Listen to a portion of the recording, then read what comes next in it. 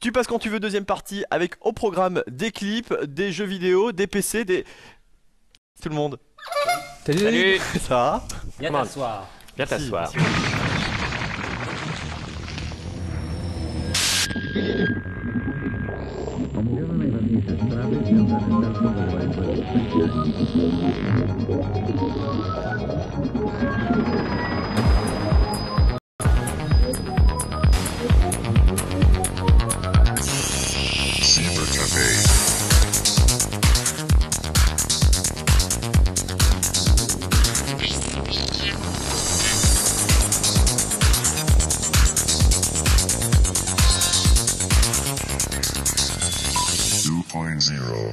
Salut David. Salut. Il y a des filles dans cette émission. Bah oui, oui, il y en a une, on l'a trouvée, elle est là-bas quelque part, voilà.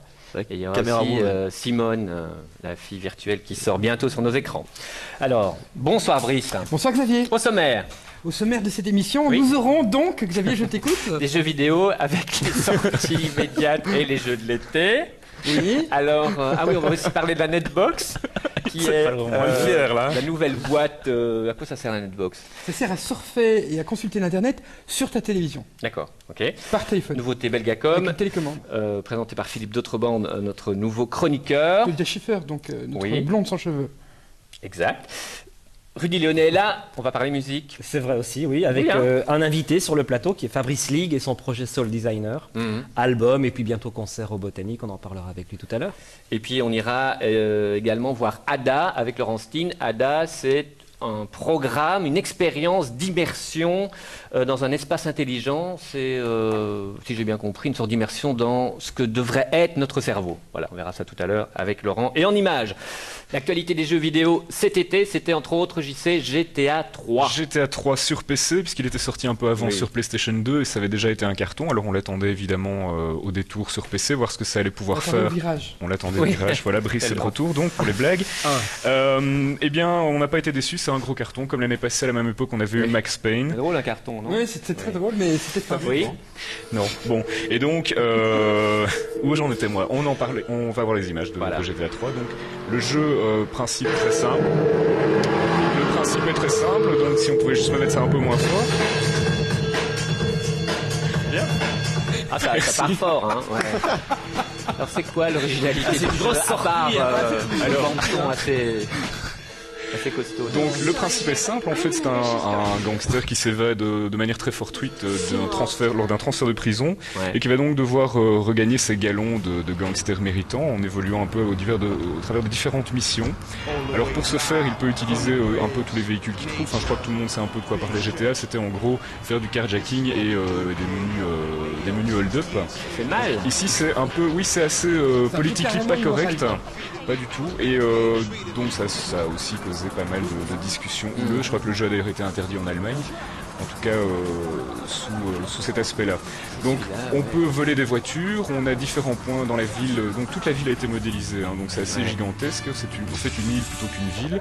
On peut vraiment faire un peu tout ce qu'on veut. Là on voit par exemple je braque une voiture dans un garage, parce que la mienne ne me plaisait pas, donc dans un showroom, et je prends une petite sportive plus nerveuse qui Est-ce que le convient. ministre Verwilgen soutient la sortie de GTA 3? Alors ça on ne sait pas du Je tout. me le demande. Gilles Mais- Daneux me disait c'est- c'est immoral.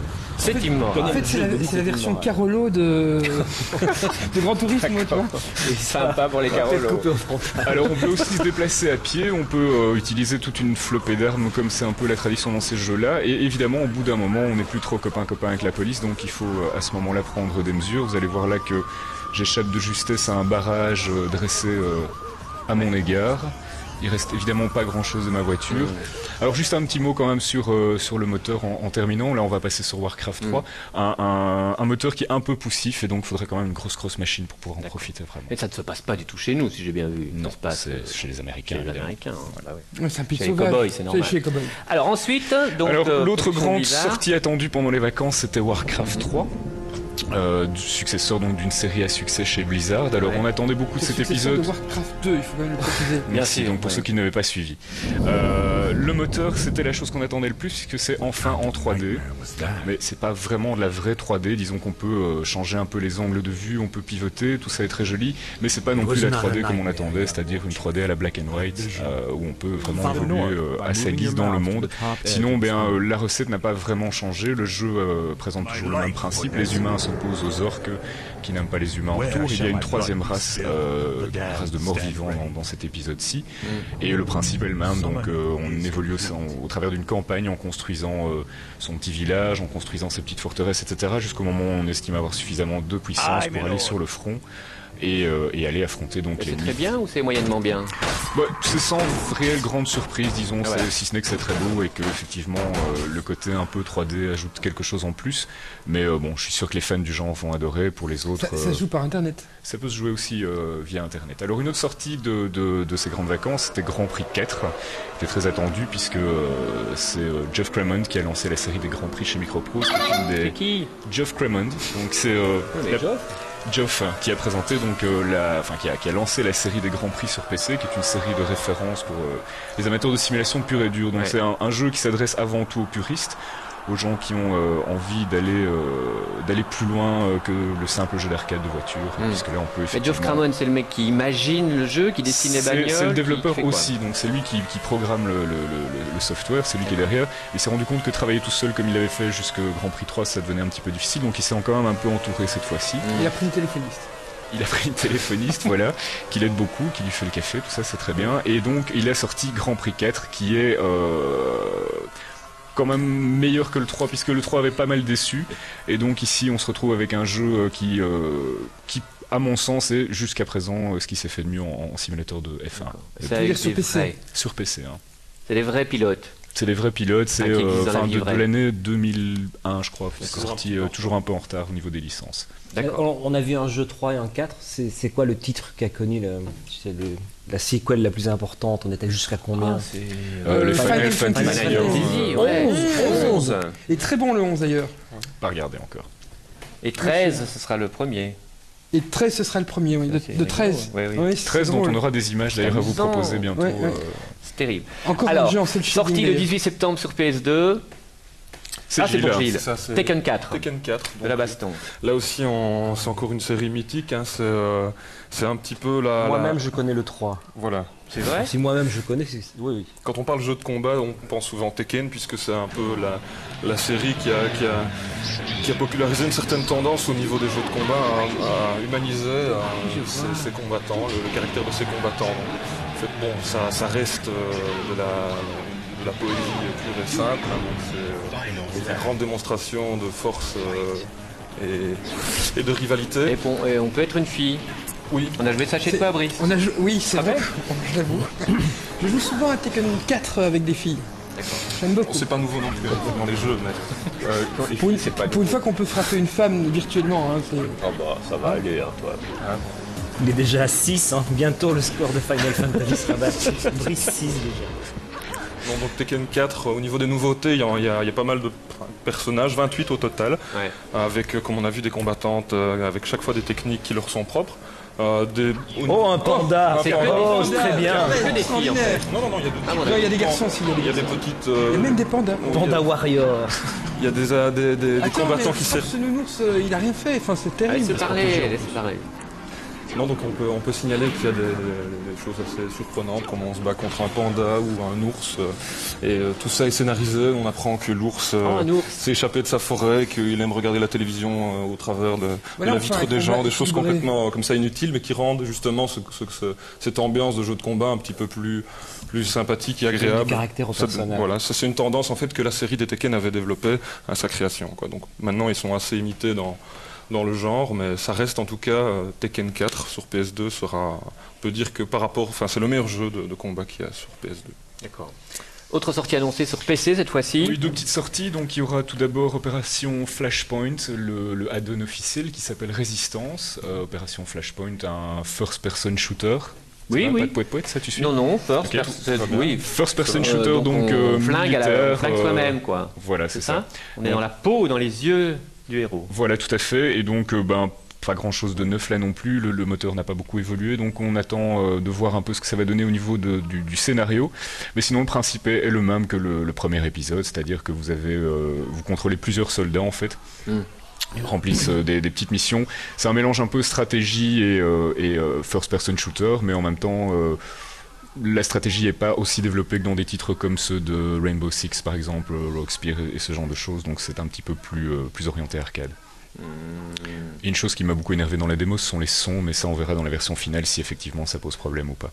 Alors Stronghold Crusader, donc là aussi c'est une suite, c'est la suite de Stronghold, donc c'est une sorte de add-on aussi, c'est un RTS, donc un real-time strategy, un peu à l'instar de Warcraft, sauf que là au niveau du moteur on est un petit peu encore quelques années en arrière. Ouais, c'est de la 3D isométrique tout à fait élémentaire. Je peux me permettre. Par contre, Bref, on a... Non, c'est un style graphique. C'est moins avec les soldats juste avant. Le premier épisode, par contre, a bien marché parce que manifestement, au niveau de la stratégie, au niveau de la manière dont on devait gérer toutes ces ressources, etc., c'était très poussé. Donc, ça a beaucoup plu aux fans. C'est vrai que le moteur et que le graphisme n'est pas vraiment au niveau, mais on verra dans la version finale. De toute façon, là, pour le moment, c'est juste une preview. Oh, c'est encore un jeu qui laisse place à l'imaginaire plus qu'à la puce 3D, quoi. Voilà. Oui, c'est bien dit. Rappelle-toi. Oui, c'est pas mal. C'est bien dit. Ok. David, jeux vidéo? Non, tu joues pas? Non, je joue absolument pas, j'ai pas le temps. Oh non, mais ce n'est pas l'envie. Demande à Brice, il ne faut pas avoir l'envie qui manque. C'est juste. D'ailleurs, tu vas repartir avec une console. Faut prendre. Je suis largué. David, c'est une question de volonté. Si tu veux vraiment jouer aux jeux vidéo, tu trouves toujours le temps. Ouais, c'est vrai. Voilà. Non, c'est vrai, je devrais m'y mettre. Regarde pas, oui. Après, t'as des petits yeux. Quoi? Après, t'as des petits yeux le lendemain matin, oui. D'accord. Nous accueillons Philippe d'Autrebande. Bonjour. Bonjour Philippe, nouveau chroniqueur. Alors Claudia Schiffer. Parce qu'on voit sa photo dans les magazines. Si tu ouvres certains magazines, tu verras qu'on. J'ai compris. Presque sur la couverture, sur la deuxième, on tombe sur la photo de. Et surtout la ressemblance. Et surtout la ressemblance, évidemment. Ben oui. Oui, tout à fait. Voilà. Parce que toi, tu as des cheveux en négatif. Philippe, tu seras donc en rotation, si j'ose dire, avec Paul-Henri pour nous présenter les nouveautés technologiques. Absolument. Et donc ça commence avec la Netbox. Voilà, la Netbox. Alors, qu'est-ce que c'est tout simplement? On va la montrer. C'est la petite boîte qui vous permet de surfer sur Internet sur votre télé. Donc il y avait déjà la télé sur le PC, et maintenant on fait un peu l'inverse en fait, c'est on regarde Internet sur la télé. Ouais. C'est Belgacom qui lance ça au niveau national. Je dis Belgacom au niveau national parce que ça existe déjà sur certaines communes qui sont distribuées par Brutélé en télédistribution et ALE Télé 10. Ici c'est via Belgacom et donc le câble téléphonique. Alors vous avez la petite boîte, il y a simplement un câble Péritel qui vient derrière qui se branche sur la télé, le câble téléphonique qui se branche là et bien entendu une alimentation. Alors avec quoi on surfe? Vous pouvez surfer avec une bonne vieille télécommande, c'est possible, ceci fait office de souris, et vous pouvez surfer avec un câble sans fil lui aussi. Un câble, pardon, un clavier sans fil évidemment. Pardon? Où est l'ordinateur? Mais c'est ça, il n'y a pas d'ordinateur en fait, il n'y a pas d'ordinateur. En réalité, cette petite boîte, qu'on appelle aussi un set-top box, contient un ordinateur réduit en quelque sorte. Oui, il est tellement réduit qu'il n'y a même pas de disque dur dedans. Voilà, en fait. Il y a juste 8 mégas de mémoire dedans, un processeur 100 MHz pour les spécialistes, et tout ça vaut 200 €. D'accord. Donc c'est pas très cher, disons que c'est à peine moins cher qu'une console de jeu qui permettra bientôt de surfer aussi. Mais alors ma question, puisque nous recevons Laurent Liétard de Belgacom, ma question est-ce que vous ne trouvez pas qu'aujourd'hui que la DSL est disponible dans la plupart des régions du pays, mettre un appareil sur le marché qui demande de payer des minutes de connexion PSTN, c'est un petit peu archaïque? Bien justement, le but ici c'est de viser les non-surfeurs. Donc les surfeurs non avisés, qui n'ont aucune expérience ni de l'Internet ni de la DSL, en fait ils savent tout simplement pas ce que c'est du tout la DSL ni même un PC. Et donc ce qu'on essaye de viser avec ce produit, c'est de toucher un large public de non-surfeurs et pour lesquels peut-être la durée moyenne de surf... Vous ne pensez pas qu'à la première facture de connexion PSTN à la minute, ils vont PSTN, ça veut dire modem, téléphone. Voilà, téléphone. Ils risquent pas au contraire d'être dégoûtés? Justement, donc, encore une fois, le public qu'on vise, c'est un public non averti, donc il ne va pas surfer beaucoup. Si on prend 4 ou 5 heures de surf, le client va payer 5 ou 6 € de trafic. Donc, c'est si on pour toucher les gens qui ne veulent pas faire la dépense d'acheter un ordinateur, en fait. Voilà, tout à fait. Ou est-ce que finalement vous ne cherchez pas à toucher des gens qui veulent avant tout avoir une adresse email parce qu'elle est devenue pratiquement indispensable? Bien sûr, c'est un objectif. Et bon, dans le projet gouvernement qui est de dire un internaute égale un habitant, c'est clair que de plus en plus on va retrouver des services comme la déclaration fiscale. On aura besoin de communiquer via l'email. Oui, mais donc cela c'est dit, un bon outil. remplir ta déclaration fiscale ou lire ton mail sur la télévision dans le salon devant toute la famille, c'est pas un contexte socialement idéal. On a plutôt besoin d'intimité, non? C'est peut-être un peu une des difficultés, je dirais, du produit, c'est que le PC c'est quelque chose de personnel et la TV par définition c'est multipersonnel, donc c'est familial. Tout à fait. C'est un peu peut-être la limite, mais il y a des fonctions d'interactivité qui vont certainement arriver avec des chaînes de télé, notamment dans les semaines ou les mois à venir. Il faut dire aussi que sur cette boîte, on peut aller sur un site portail de Belgacom qui s'appelle belgacomtv.net. Oui. N'essayez pas d'aller dessus avec votre PC parce que ça fonctionne pas, c'est bloqué. Uniquement, donc il fonctionne uniquement avec cette boîte-là. On peut faire de l'email assez simplifié et du chat également. Et on peut aller malgré tout sur le web, mais avec des limitations. Alors peut-être que M. Liétard peut nous expliquer. N'importe quel site. Il y a quelques limitations, notamment au niveau, par exemple, pour les puristes, le Flash 5. Donc les très beaux sites qu'on peut voir avec son, lumière ne fonctionnent pas. Encore une fois, le public qu'on vise, c'est un public non averti. Donc lui, il va aller voir des sites très très communs en version HTML et là, il n'y a aucun souci. Je veux dire, c'est tout à fait accessible. La résolution de l'écran qui est de 640 x 480, on ne voit qu'une partie, même des sites très communs. Voilà, tout à fait. Donc ça, c'est aussi une des caractéristiques propres de la Netbox, c'est qu'elle a besoin d'un portal qu'on appelle TV-centric. Poète. Oui, absolument. Donc, c'est-à-dire qu'on a besoin d'avoir un scrolling gauche-droite et au bas pour visionner certains sites. Ah ouais. Donc, avec le temps, notamment avec les chaînes de télévision, eux vont développer des portals qui seront tout à fait accessibles entièrement sur la télévision. Alors, ça s'adresse à des gens justement qui n'ont pas une éducation à l'Internet et aux technologies. Vous ne pensez pas que ces gens-là, en voyant des sites dans une petite fenêtre, devant scroller, avec des technologies qui ne marchent pas, parce qu'on leur dit vous n'avez pas Flash 5, en plus ça va être lent, donc ils ont l'habitude que la télévision aille vite, et là tout d'un coup ça va être très lent, parce que c'est par modem. Vous ne pensez pas que ces gens-là risquent d'avoir une expérience un peu frustrante? Quelque part, non, parce qu'ils ne connaissent pas du tout l'Internet, donc c'est une très bonne découverte. Maintenant, je n'ai pas dit non plus que ce produit-là, c'est quelque chose que les gens allaient garder chez eux pendant 10 ans. Je veux dire, l'objectif, c'est de les faire venir sur Internet, de leur faire donner goût au service et à toutes les informations qu'on peut y trouver, pour qu'ensuite, ils fassent l'investissement d'un PC et pourquoi pas d'une connexion ADSL. Pourquoi pas une version ADSL de la Netbox? Voire, j'allais dire, une version sans fil, parce que malgré tout, je ne sais pas si chez vous c'est comme chez moi, mais mon câble téléphone, il est à plus de 5 mètres de ma télé, par exemple. Donc ça veut dire qu'il faut tirer un câble supplémentaire et installer un câble. Ce serait une connexion par câble. Ou par câble, ce qui existe donc chez Brutélé, AL et Télé10, ou bien une connexion DECT, mais c'est pas possible, semble-t-il. DECT, c'est quoi? DECT, c'est téléphone sans fil en fait à la maison. Ah oui, d'accord, ok. Bon, aujourd'hui, pour reprendre un petit peu le fil de la Netbox, aujourd'hui, la connexion est uniquement valable PSTN. Nous n'avons jamais dit que nous ne sortirions pas une version ADSL. Donc avec une vitesse plus rapide.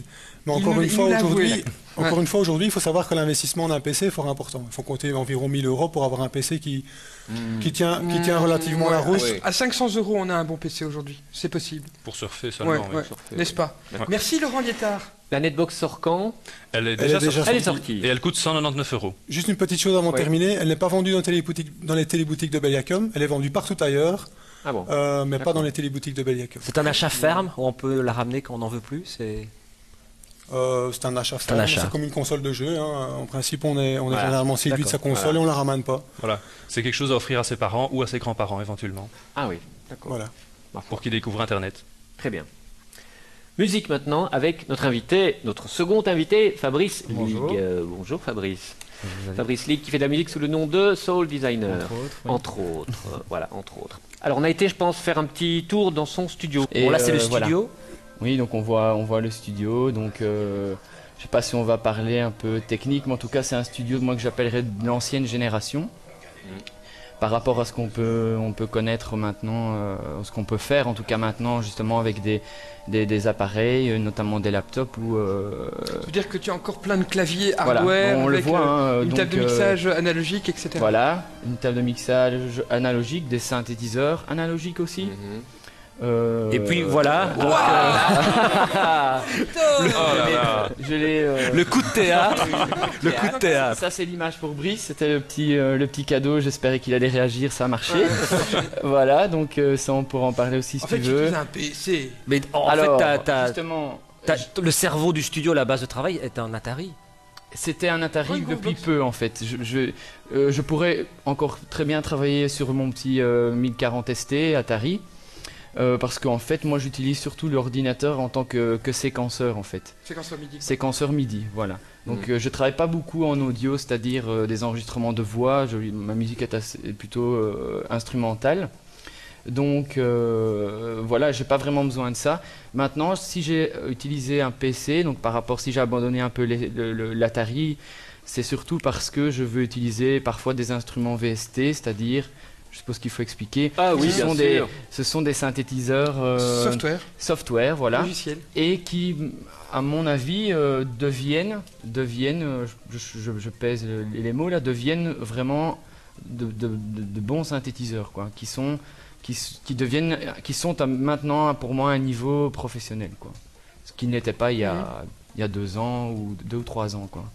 Tous les compositeurs qui utilisent des synthétiseurs de plus en plus sont confrontés à la logique informatique parce que un séquenceur, une table de mixage numérique. Ou alors tu es très vite limité. Ouais. Oui, moi je dis, il y a deux générations. Si t'aimes pas les boutons et les claviers et les souris, change de métier, quoi.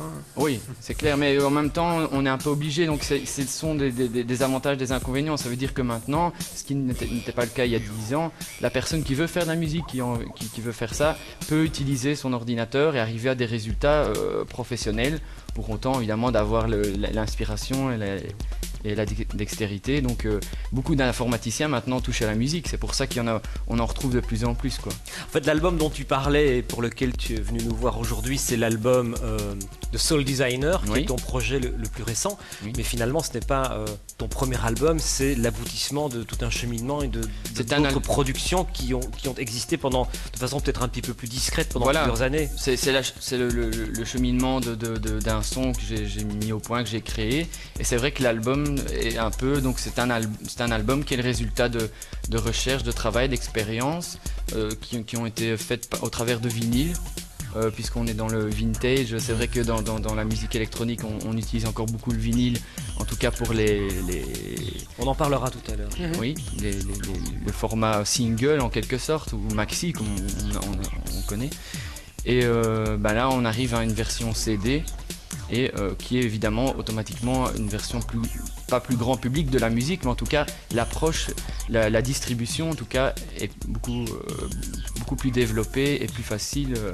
Et puis avec un média comme le CD, quoi. Permet aussi une plus grande diffusion. Bon, l'album est signé sur un label parisien qui a vraiment pignon sur rue. Ça veut dire que aujourd'hui, ce week-end tu étais à Londres pour jouer, parfois en DJ set, parfois en live.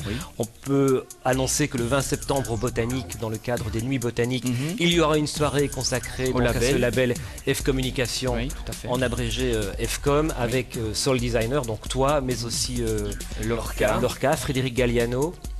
Et Avril, le plus récent. Ceci dit, hormis Soul Designer, tu continues à travailler sur d'autres projets parallèles, comme celui-ci, qu'on peut peut-être montrer, et qui est de la musique électronique beaucoup plus radicale. Je suis ce qu'on appelle un artiste libre. Ça veut dire que je n'ai pas vraiment je ne suis pas emmenotté par l'un ou l'autre label, c'est-à-dire que j'ai la capacité de pouvoir faire un peu ce que je veux. Bug Orchestra, c'est un autre album, un autre projet où c'est beaucoup plus électro, peut-être un peu plus rétro, mais pas un rétro, peu plus vintage, quoi. Oui, un peu plus vintage, des rythmiques un peu plus cassées. Et c'est vrai que on n'est pas là du tout dans le cadre de ce qu'on appelle le revival années 80, j'explique. Pour l'instant, c'est vrai que dans la musique électronique, ce qui marche beaucoup, la nostalgie, beaucoup de choses qu'on a connues dans les années 80, dans le disco, même dans la musique new wave, toute cette période, voire même new beat. Ça revient, donc, mais c'est plutôt assez froid, je pense, si Rudy est d'accord avec moi. Oui. Moi ici c'est plutôt l'inverse, où j'essaie de garder une certaine chaleur, des mélodies, donc c'est un peu en décalage par rapport à ça, mais c'est ce qu'on peut appeler une musique électro, quoi. Voilà. Et toujours sur fond de computer et forcément de synthétiseur. Donc on rappelle que Fabrice sera pour Soul Designer en DJ7, je crois. Ce sera en DJ7, je servirai les lives en fait. Voilà, entre la mise en place des différents groupes de la soirée FCOM au Botanique, il y aura les interventions de Fabrice. Voilà, merci. On reste dans la musique avec un site web autour d'une actualité politique. C'est la campagne de George Bush contre le mal. Et donc, en Angleterre, dans une grande tradition en fait, il y a quelques artistes de rock qui se sont mobilisés parce qu'il y a une pétition pour que, disons, Tony Blair cesse de suivre tout ce que veut faire Bush. On ne sait pas si ça va donner quelque chose. Et donc sur le web, il y a une pétition qui a été signée par un des membres de Massive Attack 3D, qui sont effectivement très impliqués là-dedans. Et puis il y a Damon Albarn qui s'y est mis aussi. George Michael, de Blur. Ben non, pas George Michael. Très bizarre. Il avait fait avant. Il a déjà donné. Ouais. Richard Ashcroft aussi, et puis les membres d'Elbow. Donc il y a un site où on peut aller signer cette pétition. Ils disent simplement que il faudrait un débat démocratique là-dessus, et qu'ils ne voient pas très bien clairement ce que Bush veut faire et pourquoi l'Angleterre suivrait sans demander au peuple anglais ce qu'il en pense. Malheureusement, cette pétition a aujourd'hui réuni 5952 signatures, c'est quand même vachement peu. Hein. Donc on peut se demander aussi l'intérêt et le succès des pétitions en ligne. Brice, comment est-ce qu'on a tous reçu des appels à signer des trucs, comment est-ce qu'on peut reconnaître une vraie pétition d'une fausse pour pas se faire avoir et pas signer n'importe quoi aussi. Mais écoute, en réalité, on ne peut pas reconnaître une vraie pétition d'une fausse. Moi, je pense que toutes les pétitions sur Internet sont à peu près toutes fausses, dans la mesure où simplement cliquer sur un bouton et mettre ton adresse email, ça n'est pas vraiment un acte impliquant en aucune manière. C'est juste, en plus, on peut faire de fausses adresses email en pagaille. Moi, une pétition par Internet, c'est pas vraiment une pétition, quoi. Est-ce que ça peut servir à stocker une banque d'adresses de gens qui auront un certain profil et pouvoir la réutiliser? Exactement. Par exemple. Alors, exactement. Il y a même des fausses pétitions. Donc là, tu soulèves un point assez dangereux. Il y a des fausses pétitions qui circulent, qui servent en fait à collecter les adresses email. Et donc, plein de gens vont s'inscrire et je vais aider ces braves jeunes gens. Et en fait, ça sert à pomper votre adresse email. Donc, méfiez-vous des pétitions, d'autant plus que, en tout cas, celles qui sont en ligne ont rarement une retombée quelconque. J'ai jamais vu une pétition qui avait une retombée. J'ai jamais vu, on vous remet la disquette des 500 000 signatures. Si, il y a eu le truc pour essayer que les entreprises pharmaceutiques abandonnent le procès en Afrique du Sud pour les médicaments génériques pour le sida. Ça a fonctionné ? Qui a fonctionné, oui. Parce mais là, on n'est pas à 5 900, on était à 300 ou 350 000 signatures. Enfin là, le site s'appelle petitiononline.com et c'est assez curieux parce que sur le site, il y a ça, mais il y a aussi des gens, enfin, ça a des pétitions où ils ne prennent pas position politiquement. Il y a aussi des gens qui sont pour l'énergie nucléaire, par exemple, et qui sont là-dessus aussi, etc. Et donc, voilà. Enfin, on peut peut-être recommander aux téléspectateurs de se créer peut-être une adresse email rien que pour ça, à la limite. Oui. Ça peut servir. Et l'efficacité des pétitions, elle reste à prouver aussi sur format papier libre, écriture manuelle, traditionnelle. Ce n'est jamais qu'une manifestation d'opinion, mais ça n'engage à rien ceux qui vont les recevoir et en prendre connaissance. Dans un autre genre, sortira la semaine prochaine Simone. Simulation One. Quand on disait qu'il n'y avait pas de femmes. Vous aviez Simoine. Simoine, voilà. Alors Simone, c'est donc un film avec Al Pacino et une actrice qui malheureusement va rester peut-être inconnue puisque c'est Simone. L'idée, c'est donc un réalisateur joué par Al Pacino qui se fait larguer par son actrice en plein tournage et donc qui crée un double virtuel et pour la manipuler. Malheureusement, elle est très très très célèbre très rapidement, donc tout le monde veut la voir et on n'arrive pas à la voir. Voilà. Alors sur le site, il y a un site qui s'appelle donc simone.com où on vous raconte un peu tout ça. Il y a des trailers. Ça s'écrit avec un 1 à la place du I et un 0 à la place du et un 0 à la place du O. Donc il y a des trailers avec la bande-annonce, on peut downloader des sortes de fonds d'écran, etc. Ça fait un peu... Il y a des trucs qui font un petit peu années 80, Playboy, voilà, on dirait. Vulgaire. Comme ça. Ouais, mais gentillet, vulgaire. Ouais, voilà. Mais tout est années 80, ce qui est surtout intéressant, c'est que sur le site, on peut cliquer sur Meet the Real Simone. Et donc là, tu arrives sur le site perso de Simone, qui en fait n'en est pas à son premier coup d'essai, où on découvre qu'elle a écrit des bouquins, dont un bouquin de recettes, qu'elle a déjà fait 3 autres films, un comme réalisatrice. C'est du Blair Witch, en fait, tout ça est une invention. Qui s'appelle The Pig in Me, un de ses films. Et puis elle a également fait une tournée, puisqu'elle chante, et elle a fait une tournée mondiale. Voilà. Et donc on a évidemment des photos avec toute son enfance, etc. Ils ont donné une sorte de biographie à Simone sur le web. Malheureusement, ils n'ont pas été assez loin parce qu'on ne peut pas écouter la musique, on ne peut pas lire les recettes de cuisine, etc. Donc c'est un fonction peu en fonction du succès du film, ça viendra peut-être. Peut-être que ça viendra, ouais. Merchandising. Ouais. Voilà. Simone.com. Voilà. On nous dit qu'on est un peu en retard, donc Rudy, le clip. Le clip, voilà, donc chaque semaine un clip, celui-ci plus pour les images, honnêtement, que pour la musique, c'est Ian Pooley, donc Fabrice, tu connais, donc il est anglais ou américain je pense qu'il est allemand. Mais il vit en Allemagne, mais à l'origine, je crois qu'il est anglais ou américain, et ses parents faisaient partie des forces alliées implantées en Allemagne, donc il est basé là-bas. Et une chanson extraite de son album Since Then, qui a pour nom Balmess A Better Life, a bénéficié d'un clip absolument formidable. C'est de l'image de synthèse, donc à la Simone. Dont tu viens de parler. C'est un Allemand, Max Zimmermann, qui a fait ça pour le compte d'une boîte italienne qui fabrique de l'image de synthèse et qui crée des personnages pour la pub, pour les clips, pour le cinéma, qui s'appelle Phoenix Tools, et ça donne un résultat absolument surprenant. La voix qu'on entend est celle d'une chanteuse de Toronto qui s'appelle Estero et qui était castée par Ian Pooley pour cette chanson sur son album.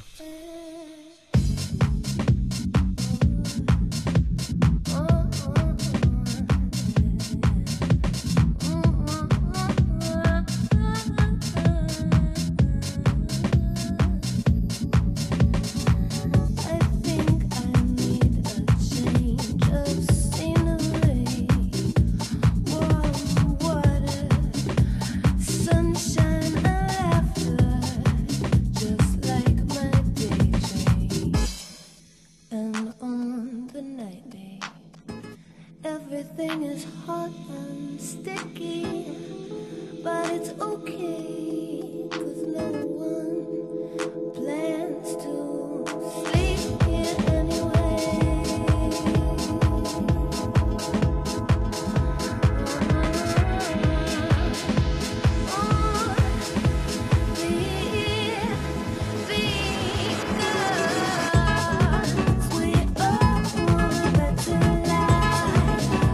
Think